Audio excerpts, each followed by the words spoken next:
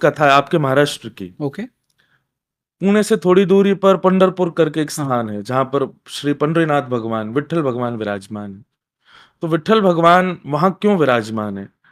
मराठी में ईंट को या शायद पत्थर को वीट बोलते हैं। उस पर जो खड़े हैं वो विट्ठल।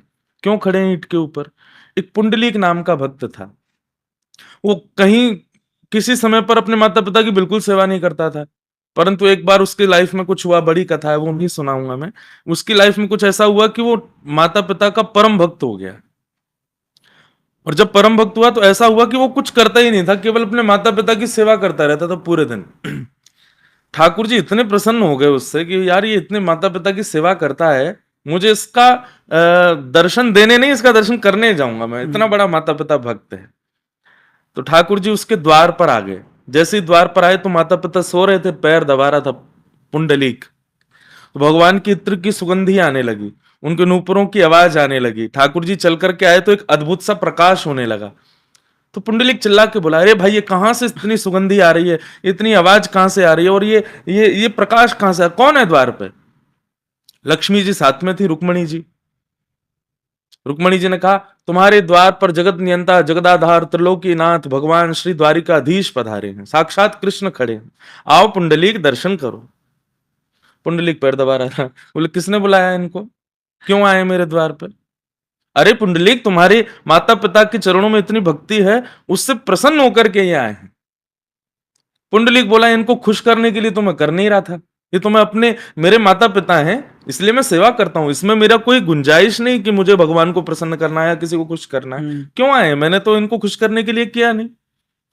रुक्मणी जी को गुस्सा आने लगा। वो बोली, चलो भगवान आप भी कहीं भी आ जाते हो, हैं बताओ, वो आपको पूछ तक नहीं रहा है और आप उसके द्वार पर आ गए हो। भगवान बोले, यही तो देखो, भगवान खड़े हैं द्वार पर। यहां सामान्य व्यक्ति का ऐसा स्वभाव हो जाता है कि यदि मित्र गरीब है लेकिन कोई अमीर मित्र उसको दिखाई दे जाए तो गरीब मित्र को छोड़ने में एक क्षण नहीं लगाता। वो माता पिता के चरणों में बैठा है, लेकिन यहाँ जगत के माता पिता उसके द्वार पर खड़े हैं, लेकिन वो अपने माँ पिता का पैर छोड़ नहीं रहा है, उन्हीं की सेवा में लगा है। ये तो मुझे और ज्यादा अट्रैक्ट कर रहा है, अब तो मैं इसको दर्शन दे के ही जाऊंगा।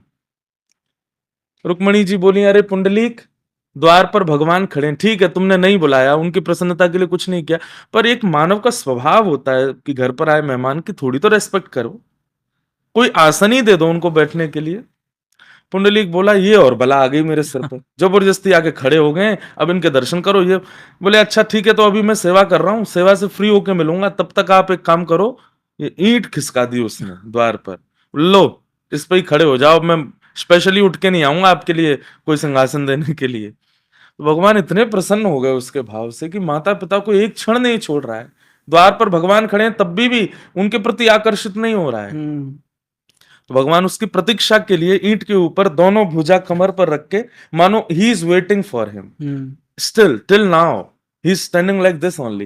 वो ऐसे खड़े हैं कि मानो जैसे वो अब भी वेट कर रहे हैं कि कभी पुंडलीक अपने माता पिता की सेवा से फ्री होगा और मैं उसको दर्शन दूंगा जी। तो जिन माता पिता की सेवा से ठाकुर जी इतने प्रसन्न कि उसमें आप यज्ञ मत करो, हवन मत करो, मंदिर मत जाओ, कुछ मत करो, बस माता पिता की सेवा कर लो, तो आपके सारे यज्ञ नियम अनुष्ठान तीर्थ यात्रा सब पूर्ण हो जाती है, ठाकुर जी प्रसन्न हो जाते हैं।